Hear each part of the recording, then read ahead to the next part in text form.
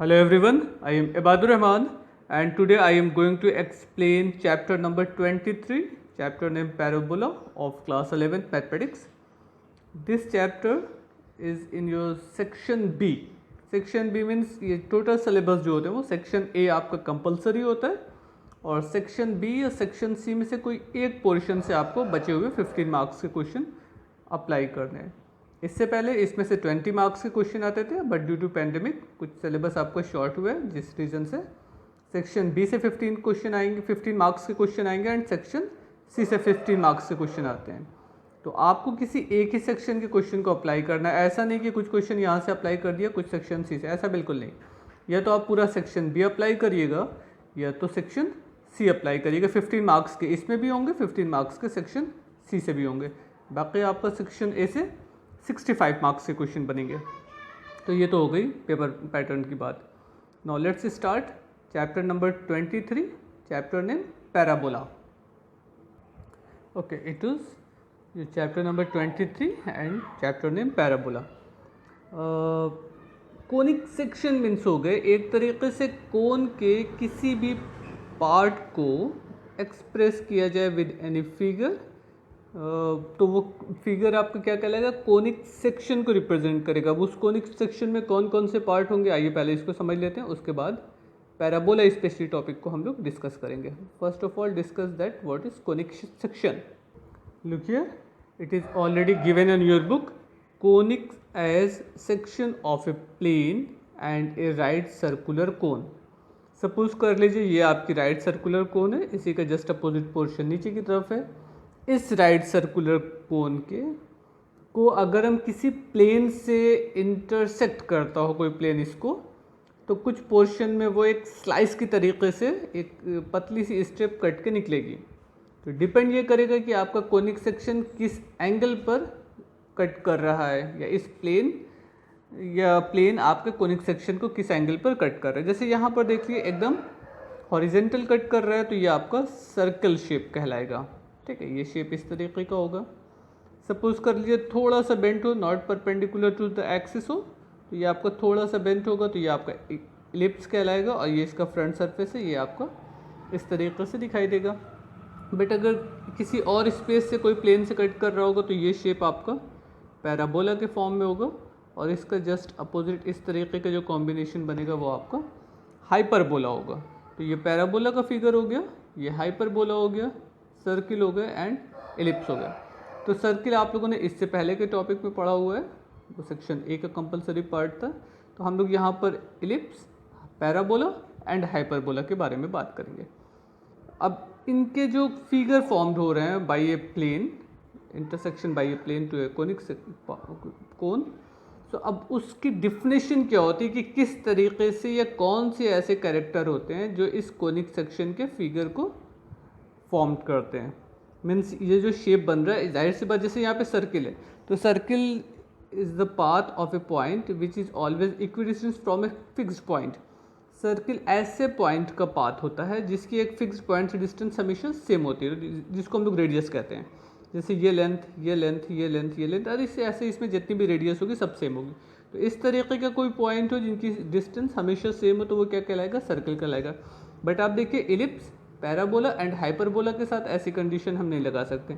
Ellipse में ये आपका मेजर एक्सिस है, ये माइनर एक्सिस है, ये ज़्यादा है in compare to Y axis. इसी तरीके का पैराबोला है आपका, यहाँ पे हाइपरबोला है, कुछ अलग शेप हो। तो कौन से कैरेक्टर होते हैं जो इसके शेप को फॉर्म करते हैं, आइए उसकी पहले डिफिनेशन देख लेते हैं। ये देखिए, ये मोस्ट इंपॉर्टेंट डिफिनेशन है, इसको आप लर्न कर लीजिएगा और अच्छे से समझने की कोशिश करिएगा। अगर ये कॉन्सेप्ट आपका क्लियर है तो सिर्फ इस एक फॉर्मूले से आपका हाइपरबोला, एलिप्स एंड पैराबोला तीनों के क्वेश्चन आप सॉल्व कर सकते हैं, सिर्फ इसी एक कॉन्सेप्ट से। A conic section or conic is a locus of a point which moves so that its distance from a fixed point is in a constant ratio to its distance from a fixed straight line।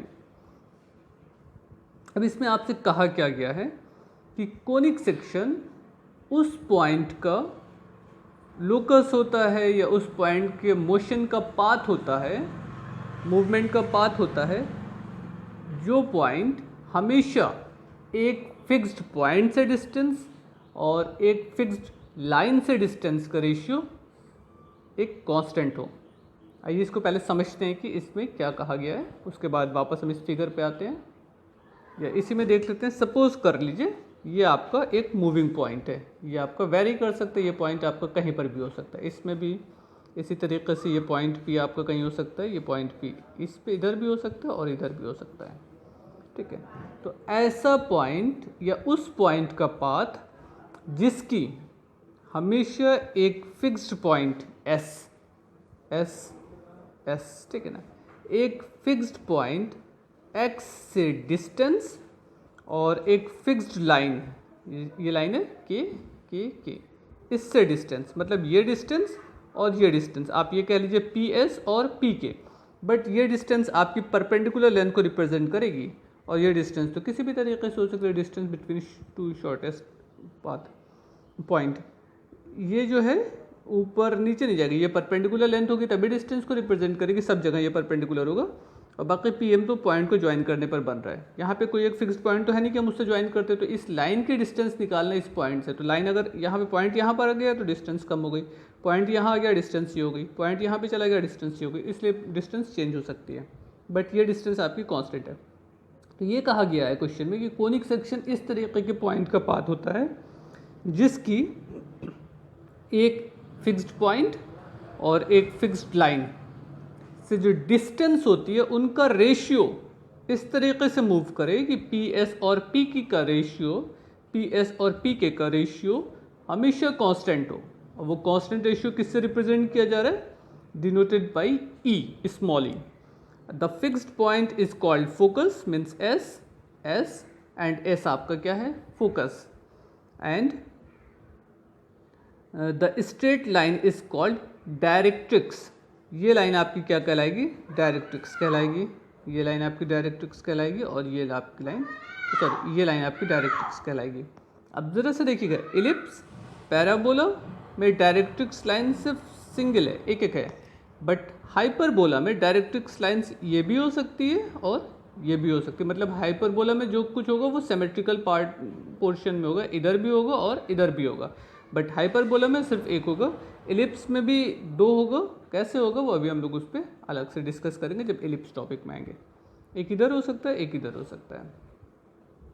तो अभी सिर्फ ये समझिए कि conic section की definition क्या होगी, locus of a point whose distance, the ratio of whose distance from a fixed point and a fixed straight line is always a constant, means ऐसे पॉइंट का लोकस जिसकी एक फिक्स्ड पॉइंट से distance और एक fixed line से distance का ratio क्या हो, हमेशा कांस्टेंट हो, means P S upon P K is equal to ई।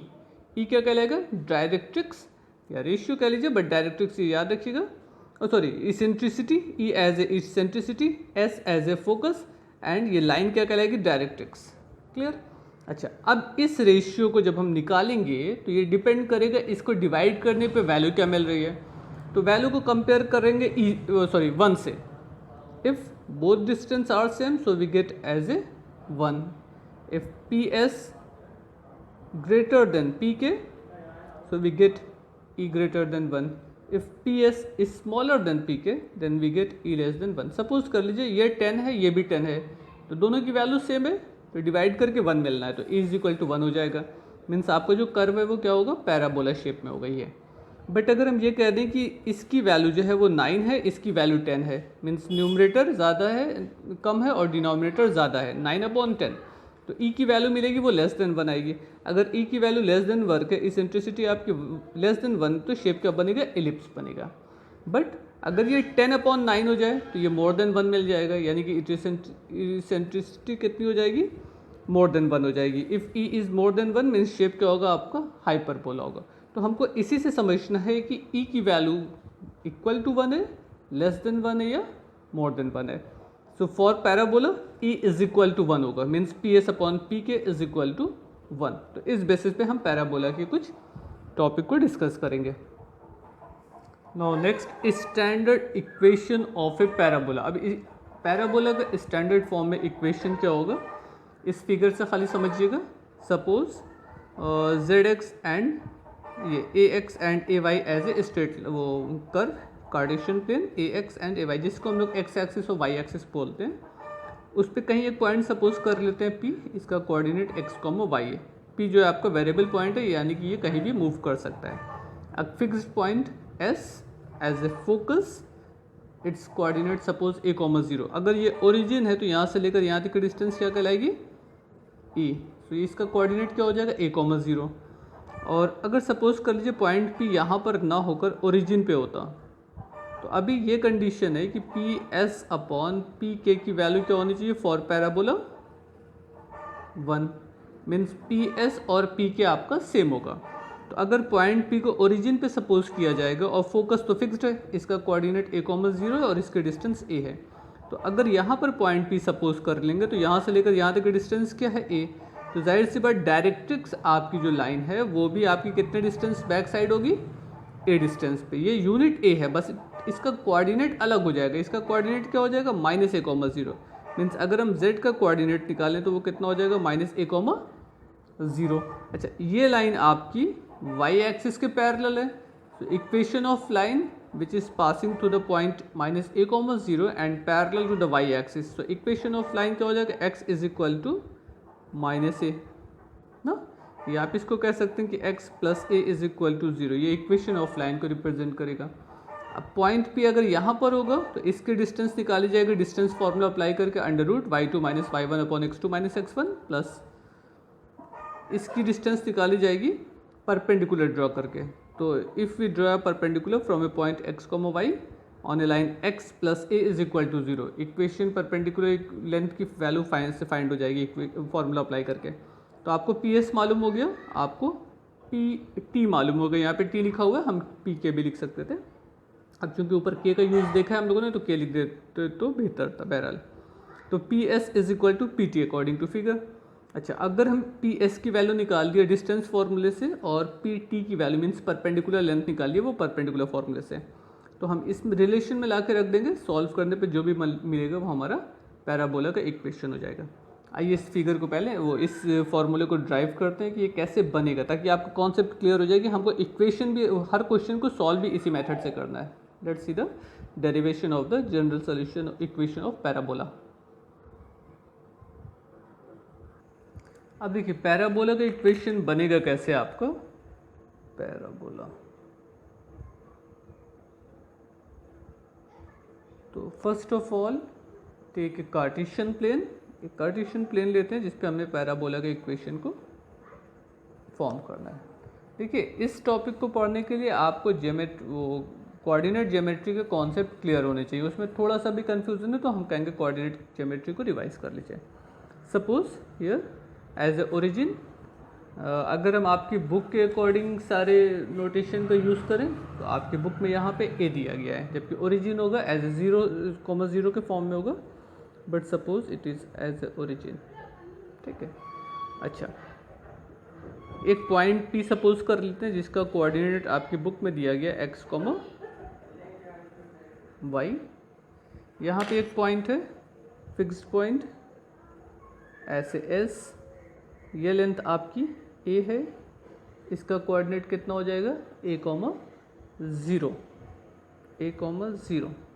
ठीक है ना।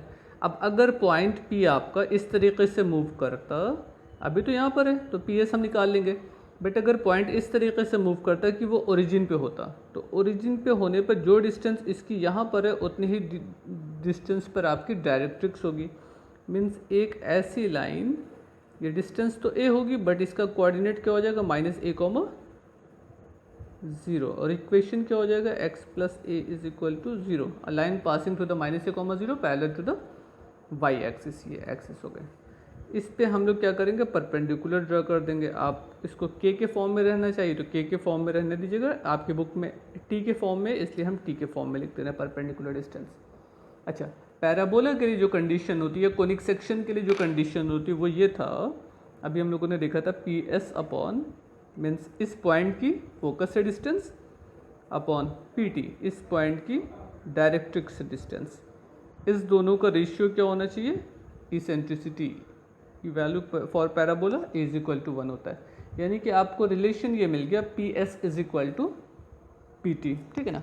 बट हमको क्या करना है, PS और PT की वैल्यू तो निकालनी होगी, उसके बाद हम इस इक्वेशन में ला कर रखेंगे तो हमको पैराबोला का इक्वेशन मिल जाएगा। तो वो बाद का काम है।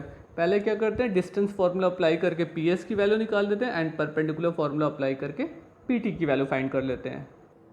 अच्छा, अगर से हम डिस्टेंस फार्मूला अप्लाई करें तो P S is equal to under root x1 minus x2 whole square plus y2 minus x2 minus x1 whole square, x2 minus x1 whole square plus y2 minus y1 whole square. देखिए यहाँ पे whole square लगा हुआ है तो आप x1 minus x2 या x2 minus x1 कर सकते हैं, बट अगर स्क्वायर के अलावा कोई ऑड नंबर होता तो ये काम हम लोग तब नहीं कर सकते थे, क्योंकि स्क्वायर में तो वो माइनस से प्लस बन जाएगा।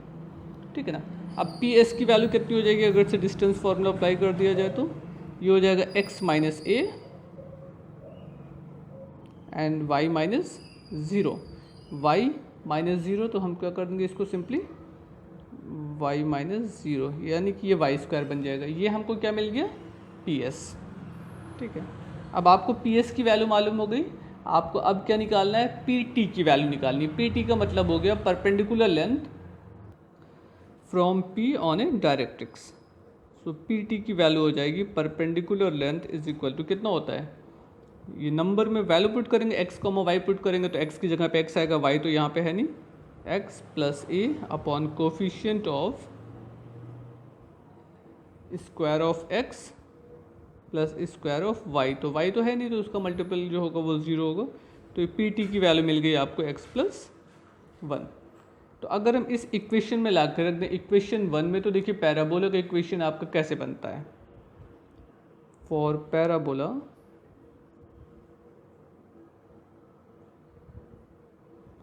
P S is equal to P T, इसमें ला के वैल्यू पुट कर दी जाए। P S square is equal to कितना हो जाएगा, अगर से हम इसका स्क्वायर कर दें तो P S square is equal to P T square. Square क्यों किया, क्योंकि पी एस अंडर रूट में है तो उसका स्क्वायर करना ही हमको है, तो इसलिए बेहतर है कि अभी कर देंगे तो हमको वो लिखना नहीं पड़ेगा। So P S square means under root of square of this term. तो इसका स्क्वायर करेंगे तो सिंपली क्या हो जाएगा, रूट हट जाएगा, आपका क्या बनेगा, X minus A whole square plus Y square is equal to X plus one whole square. ये पूरी वैल्यू हो गई एक्स प्लस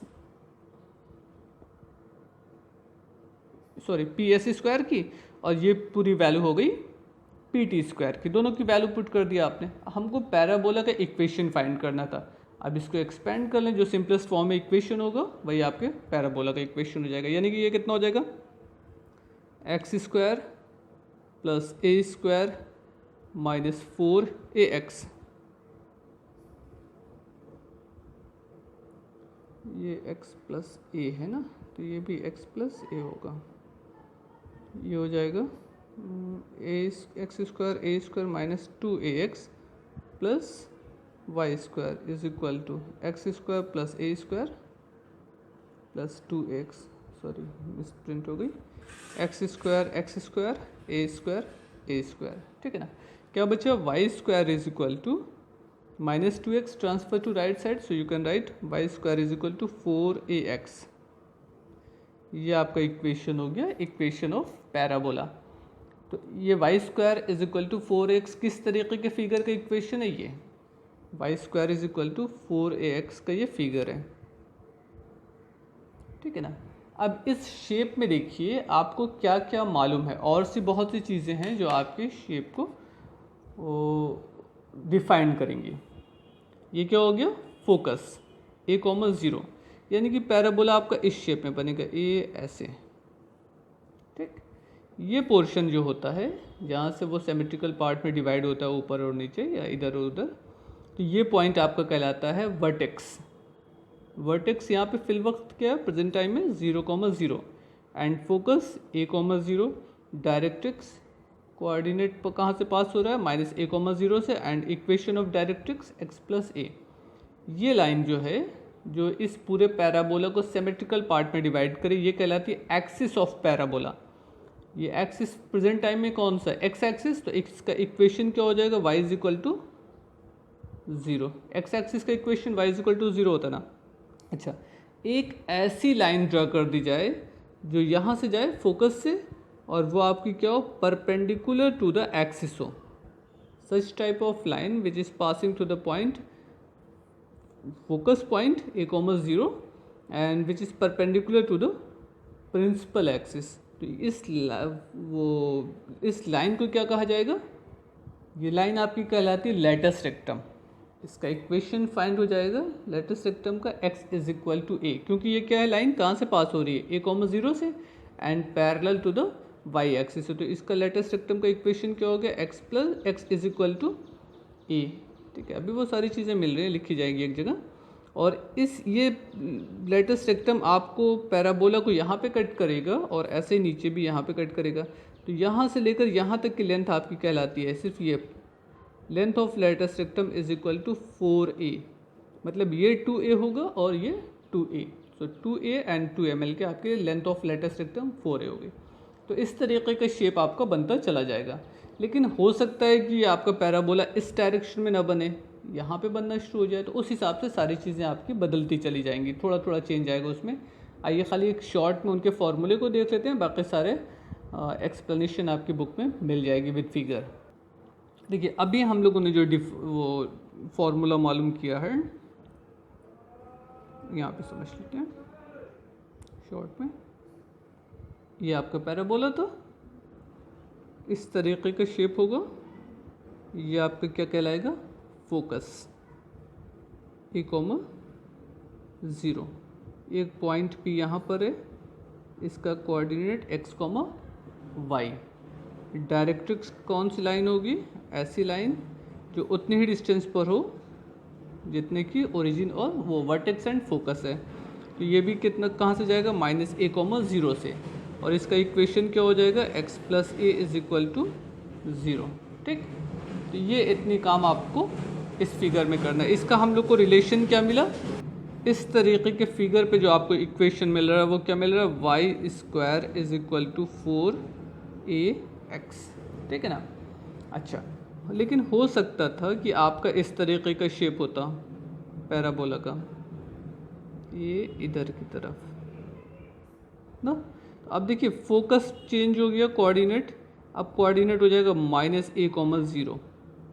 डायरेक्ट्रिक्स आपकी अपोजिट साइड आ जाएगी, वर्टेक्स के एक तरफ फोकस एक तरफ डायरेक्ट्रिक्स। ये वर्टेक्स है, एक तरफ फोकस एक तरफ directrix, means vertex at the mid point होता है फ्रॉम फोकस टू डायरेक्ट्रिक्स। ठीक है, ये मिड पॉइंट है, जितनी लेंथ ही होगी उतनी लेंथ ही होगी।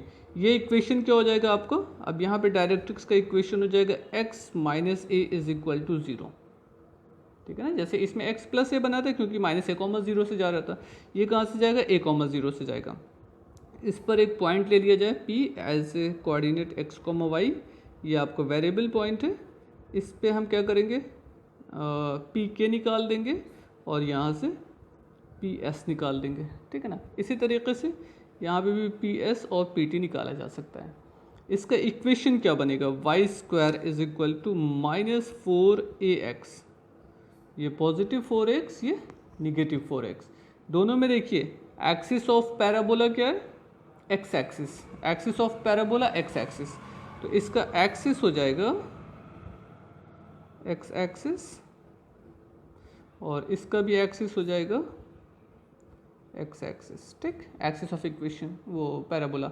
इक्वेशन ऑफ एक्सिस क्या होगा, इक्वेशन ऑफ एक्सिस, अगर से ये x एक्सिस है तो इसका इक्वेशन क्या होता है आपका, y is equal to 0, y is equal to 0 and y is equal to 0। ठीक है। अच्छा, इसके बाद फिर एक टॉपिक और आपका आता है, इसका वर्टेक्स कितना था, वर्टेक्स 0,0, वर्टेक्स 0,0, इनका vertex 0,0 same as here, vertex 0,0। ठीक है। Directrix x plus a,0, x minus a,0, focus a,0 minus a,0। ठीक है। लेटस रेक्टम सबका सेम होता है। लेटस रेक्टम मीन्स ये परपेंडिकुलर लेंथ जो होती है, पैराबोला से स्टार्ट हो पैराबोला तक आए और इस पर परपेंडिकुलर है, तो ये लेंथ आपकी लेटस रेक्टम कहलाएगी 4a, same as here length of latus rectum 4 है। तो लेंथ जो होगी वो सेम होगी, बट उसका इक्वेशन में प्लस माइनस का चेंज आ सकता है, वो भी एक टेबल देखा जाएगा। तो ये इतनी चीज़ें हम लोगों को करनी है। ये तो एक्सिस वाई एक्सिस पे पैराबोला बन रहा है। इसी तरीके से हो सकता है आपका पैराबोला इस तरीके से बन जाए ऑन वाई एक्सिस। इससे पहले वाला तो एक्सिस एक्स एक्सिस था ना, हो सकता है पैराबोला ऐसे बनता। अब फोकस कहाँ पर आता, ये होता आपका फोकस। लेकिन अब फोकस में जो आपके एक्स ऑर्डिनेट है वो आपका ज़ीरो है, क्योंकि ये वाई एक्सिस पर है, तो ये हो जाता है 0, ए। डायरेक्ट्रिक्स का एक कहाँ से पास होती, डायरेक्ट्रिक्स आपकी पास होती है 0, -a से। डायरेक्ट्रिक्स का इक्वेशन क्या होता है, x + a = 0। फिर यहाँ पे क्या मानते, एक पॉइंट P, ये P हो जाता और ये PS हो जाता। इसका कोऑर्डिनेट x, y है। इसका इक्वेशन कैसे मिलता आपको, x² = 4ay। देखिए वहाँ पे क्या था, y² = 4x, और इस फॉर्म में क्या बनेगा, x² = 4ay। इसी तरीके से हो सकता है पैराबोला आपका ऐसे बनता। अब फोकस यहाँ पे आता तो कितना हो जाता, 0, -a। डायरेक्ट्रिक्स यहाँ से पास होती है, इस ये क्या होता है 0, a। तो इसका इक्वेशन क्या हो जाता है, x - a, 0। फिर से हम एक पॉइंट, वेरिएबल पॉइंट यहाँ पे सपोज कर लेते हैं, x, y, PS and PT की वैल्यू फाइंड कर लेते हैं। आपको एक रिलेशन मिल जाता है। वो रिलेशन किस तरीके का होता है, x² = -4ay। तो ये इतने डायग्राम हैं, या तो x एक्सिस के थ्रू बनेगा, ऐसे बनेगा, तो ये y² = 4x, और नेगेटिव डायरेक्शन में तो ये y² = -4x। और इसी तरीके के अगर y के पॉजिटिव डायरेक्शन में तो x² = 4ay, एंड y के नेगेटिव डायरेक्शन में तो x² = -4ay। Means total 4 types of basic parabola यहाँ पे बन रहे हैं, और भी होंगे बट वो आपके सिलेबस में होगा, तब हम लोग उसको डिस्कस करेंगे। अब आइए एक शॉर्ट में जैसा टेबल चार्ट देख लेते हैं कि कैसे कैसे सारी चीज़ें हर शेप के लिए हम लोग डिफाइन करेंगे। देखिए ये आपकी बुक में एक टेबल बनी हुई है, बट हम कहेंगे कि जैसे अभी हमने एक्स एक्सिस के पॉजिटिव और निगेटिव डायरेक्शन के लिए, और इसी तरीके से वाई एक्सिस के पॉजिटिव और निगेटिव डायरेक्शन के लिए सारी चीज़ों को देखा है। अभी आप भी अपनी कॉपी पे पहले उसको पेंसिल से बनाइए और सारे इन्फॉर्मेशन को उसमें फिल करिए, कहाँ से वर्टेक्स है, कहाँ फोकस है, कहाँ सेंटर है, कहाँ डायरेक्ट्रिक्स है, कहाँ लेटस रेक्टम है, लेंथ ऑफ लेटस रेक्टम क्या होगी, इक्वेशन ऑफ एक्सिस क्या होगा, इक्वेशन ऑफ डायरेक्ट्रिक्स क्या होगा।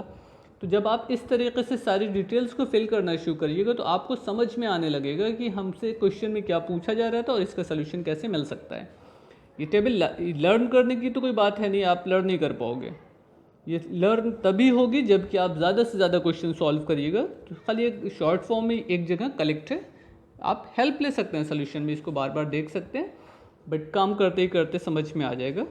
और ये पॉसिबल नहीं है कि लर्न किया जाए, क्योंकि थोड़ा सा प्लस माइनस का चेंज होगा तो फॉर्म बदल जाएगा। देखिए एक्सिस एक्स एक्सिस था तो y = 0, ये भी एक्स एक्सिस है, y = 0।